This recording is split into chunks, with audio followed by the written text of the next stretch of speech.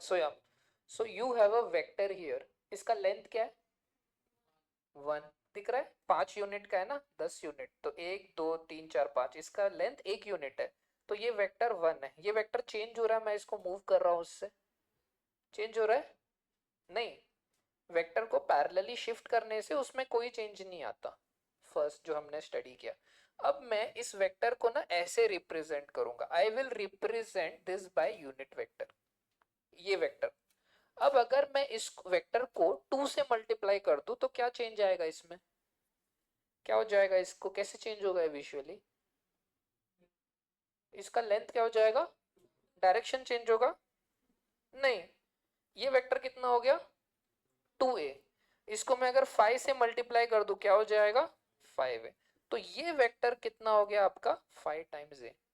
वैसे ही 10 से मल्टीप्लाई कर दूंगा तो 10 टाइम्स a हो जाएगा। सपोज मैं इसको a वेक्टर बुलाता हूं, सो a वेक्टर क्या है 5 times unit vector, so unit vector a क्या हो गया a बाय 5, वो स्टेटमेंट याद है, which is same as vector a लो और उसको इसके मैग्नीट्यूड से डिवाइड कर दो तो यूनिट वेक्टर मिल जाता है। सो वेक्टर को जब आप नंबर से मल्टीप्लाई करते हो ना, ये चीज होती है, अंडरस्टूड या। अब मैं इसी वेक्टर को लेके अगर -1 से मल्टीप्लाई करूं तो क्या होगा, क्या हो जाएगा, ये वेक्टर पूरा का पूरा फ्लिप हो जाएगा, -1 से मल्टीप्लाई किया तो ये वेक्टर क्या हो गया, ये जो नया वेक्टर आप देख रहे हो दिस इज -a वेक्टर। अगर मैं इसको -2 से मल्टीप्लाई कर देता तो क्या होता, तो इसका डायरेक्शन भी फ्लिप होता और इसका लेंथ -2 हो जाता।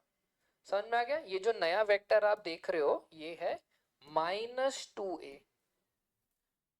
सो क्या हुआ है, माइनस करने से क्या होता है, इसका डायरेक्शन चेंज हो जाता है और 2 करने से लेंथ भी चेंज हो जाएगा, तो ये स्ट्रेच भी होगा और उल्टा होके स्ट्रेच और हो जाएगा ऐसे। क्लियर हो गया ये पॉइंट, हाँ।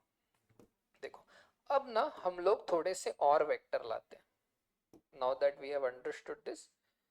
सपोज मेरे पास एक वेक्टर है ऐसे, ठीक है,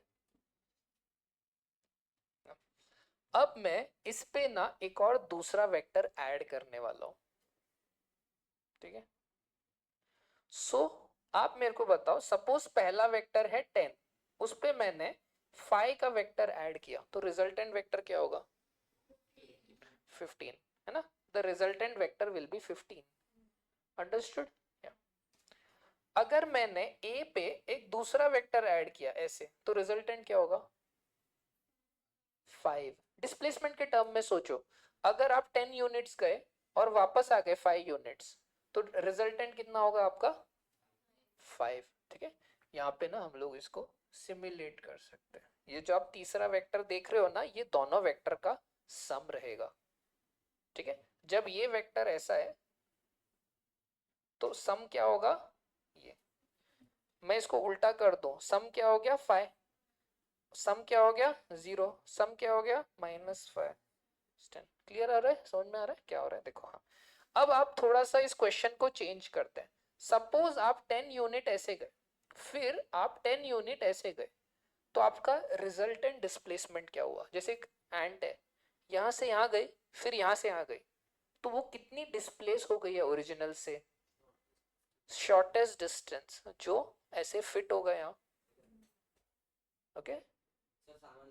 हाँ, सो समझ में आया, हम बोलेंगे ये डिस्प्लेसमेंट और ये डिस्प्लेसमेंट को जब आप ऐड करोगे तो रिजल्टेंट डिस्प्लेसमेंट क्या होगा, ये डिस्प्लेसमेंट।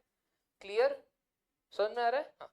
अब आप सोचो, सपोज आप यहां से यहां गए और इसके बाद यहां से यहां गए तो रिजल्टेंट डिस्प्लेसमेंट क्या होगा, ऐसे हो जाएगा, समझा। This is the meaning of addition of vectors. थोड़ा विजुअली क्लियर हो रहा है क्या हो रहा है, डिस्प्लेसमेंट के टर्म में सोचो, आप यहां से आ गए फिर यहां से आ गए तो आपका डिस्प्लेसमेंट कितना हुआ, यहां से यहां हुआ ना। अगर किसी को आपको मिलने जाना होगा शॉर्टेस्ट पाथ क्या होगा उसके लिए, यहां से, ओके हाँ। अगर अब ये तो 90 डिग्री था, समझ में आ रहा है विजुअली क्या हो रहा है, अगर आप यहां से यहां गए यहां से यहां गए, रिजल्टेंट क्या होता है ऐसे, इसे बोलते हैं सम।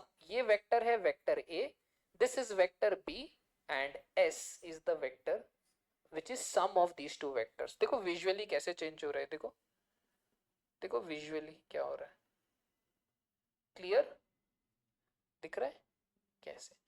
This is called as the sum of vectors. इसको हम लोग ऐसे इंटरप्रेट करते हैं, addition of two vectors. So यहाँ पे आपके पास दो वेक्टर्स रहेंगे, दो वेक्टर्स हैं आपके पास, इन दोनों को ऐड करना है। इन दोनों को कैसे ऐड करेंगे? एक मेथड क्या है, आप पहला वेक्टर लो, इसको उठा के, अभी इसको छोड़ो, इस वेक्टर को उठा के आप इसके हेड पे रखो, इसके टेल को, तो जो ये वेक्टर बनेगा वो होगा दोनों का रिजल्टेंट, सम। हम इसको सिंबॉलिकली ऐसे लिखेंगे, जब आप एक वेक्टर ए में दूसरा वेक्टर ऐड करते हो बी, तब आपको रिजल्टेंट वेक्टर ज्योमेट्रिकली ऐसे रिप्रेजेंट किया जाता है। Is this clear? This is the idea.